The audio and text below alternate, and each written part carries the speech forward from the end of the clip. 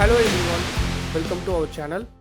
இந்த illustration சீரீஸில் இன்றைக்கி நம்ம பார்க்க போகிற டாபிக் ஒரு ஸ்ட்ரெயிட் பாத்தில் சர்க்கிள்ஸ் வேணும் அப்படின்னா நம்ம அதுக்காக ஒரு சர்க்கிள் ட்ரா பண்ணி அந்த சர்க்கிளை டூப்ளிகேட் பண்ணி அதை அலைன் பண்ணி நாம் அந்த அவுட்புட் கொண்டு வரதுக்கு நமக்கு நிறைய டைம் எடுக்கும்.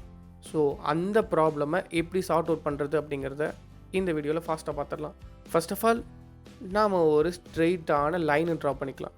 அந்த ஸ்ட்ரெயிட்டான லைன் ட்ரா பண்ணதுக்கப்புறம் உங்களோட சர்க்கிளோட ஹைட் எந்த அளவுக்கு இருக்கணும் அப்படின்னு நீங்கள் நினைக்கிறீங்களோ அந்த அளவுக்கு ஸ்ட்ரோக்கு கொடுத்துக்கலாம்.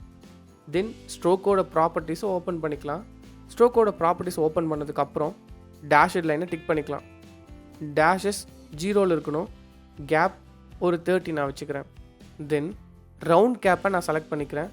நமக்கு சர்க்கிள்ஸ் கிடச்சிரும். தென் அந்த கேப்பை மட்டும் நம்ம அட்ஜஸ்ட் பண்ணுறது மூலிமா நம்மளோட அவுட்புட் நமக்கு வந்துடும். ஸோ அந்த கேப்பை நீங்கள் அட்ஜஸ்ட் பண்ணுறதுக்கு மூலிமா உங்களுக்கான அவுட்புட் நீங்கள் எப்படி வேணும்னு நினைக்கிறீங்களோ அப்படி நீங்கள் அட்ஜஸ்ட் பண்ணி எடுத்துக்கலாம்.